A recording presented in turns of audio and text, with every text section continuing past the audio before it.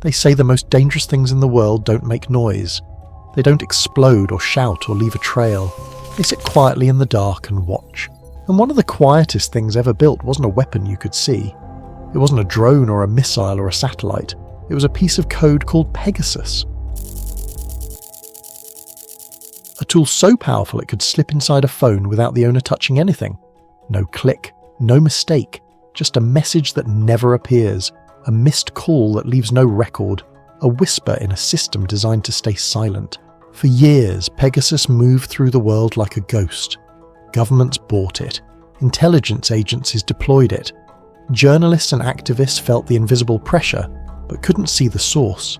It was designed to be undetectable, and for the most part, it was, except for one small drift in the noise, one tiny trace that appeared in a place no one expected. Not in a high-security lab, not in an intelligence bunker, but in a teenager's bedroom at the edge of a quiet town. He wasn't a hacker, he wasn't an expert, he just loved listening to the invisible world, the static, the signals, the things that hummed above rooftops when the rest of us slept. Most kids his age were tuning out. He was tuning in. He built small antennas from scrap metal. He had a battered laptop held together with tape, and he had a habit of scanning radio bands that weren't meant to be interesting. One late night, he stumbled onto a strange pulse. Not quite noise, not quite data. A repeating signature that didn't behave like anything he had mapped before. It lived near a frequency used by cell towers to communicate quietly with nearby devices. Maintenance signals, diagnostics, the kind of traffic people ignore. He almost ignored it too, but the rhythm stuck with him, a soft pattern. Too intentional to be random, he recorded it, saved it, moved on, except the pulse returned. Every night around the same time, in the same patch of his small town. At first he thought the tower was malfunctioning. Then he noticed something that made his curiosity sharpen. The pulse didn't appear when the tower changed modes.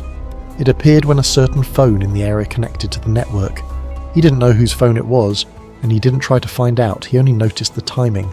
A clean, repeating handshake, almost like a device waking up to report to someone. He spent a week logging it, just for fun, just because it was strange. At the same time, far away in countries he had only read about, Pegasus was burrowing into phones.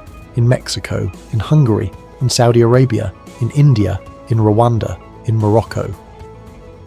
It was taking screenshots silently, recording microphones, turning cameras into windows. It was watching presidents, lawyers, professors, diplomats, and reporters. But the world didn't know yet. It wouldn't know for years. And yet here was this kid, staring at a quiet anomaly that didn't make sense. One day he noticed the pulse happened after the phone received something. A packet from outside the country, a foreign server handing off a strange instruction. That was the moment he stopped treating it like a curiosity. It didn't feel harmless anymore. He dug into open source research. He read things he barely understood. Old manuals, academic papers about covert wireless protocols. He compared signatures, he compared timing, and gradually something clicked. His pattern looked eerily similar to a sample published by a small group of cybersecurity researchers who were studying a mysterious exploit linked to foreign governments. It wasn't confirmed at the time. No one had publicly named Pegasus yet, but the clues were there.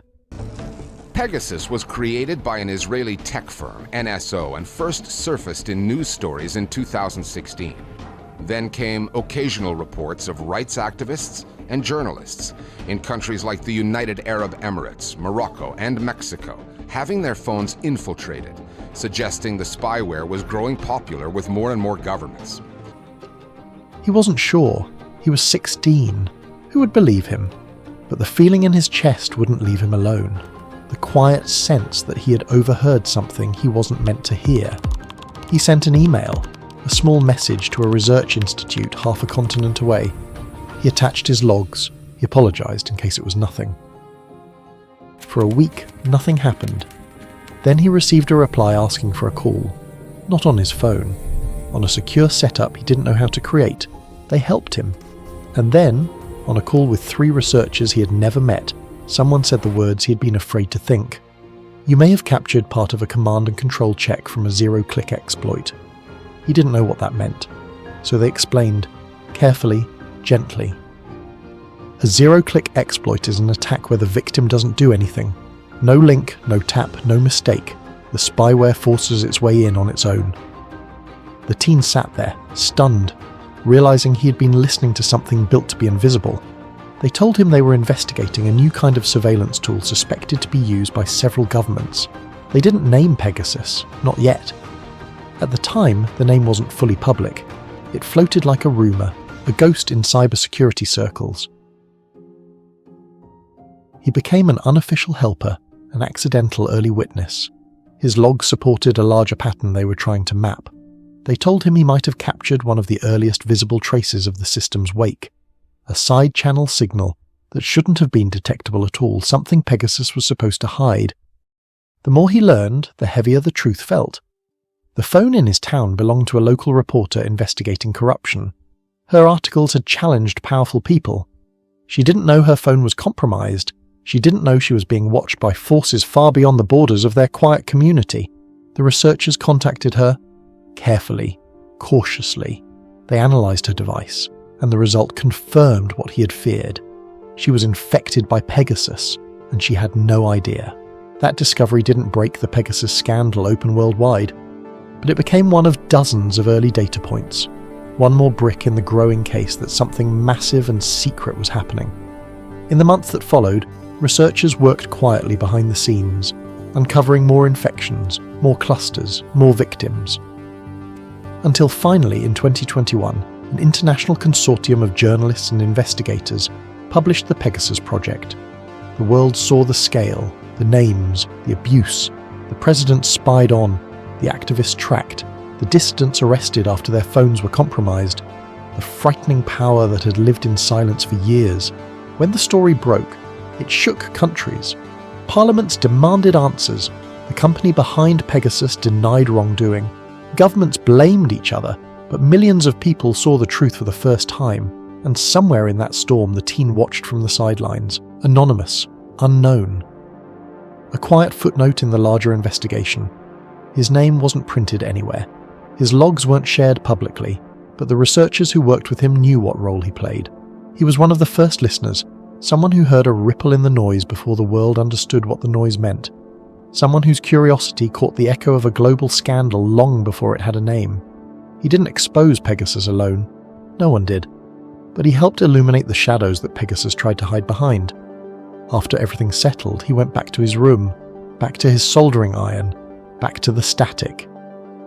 The world was louder now, more complicated, more fragile, but he still listened. Maybe because he understood something most people never will, that the quiet corners of the world are never really empty, that danger doesn't always roar. Sometimes it pulses gently, waiting for someone patient enough to hear it. And maybe most of all, he learned that anyone, anywhere, can change the course of a global story if they care enough to follow the thread no one else sees.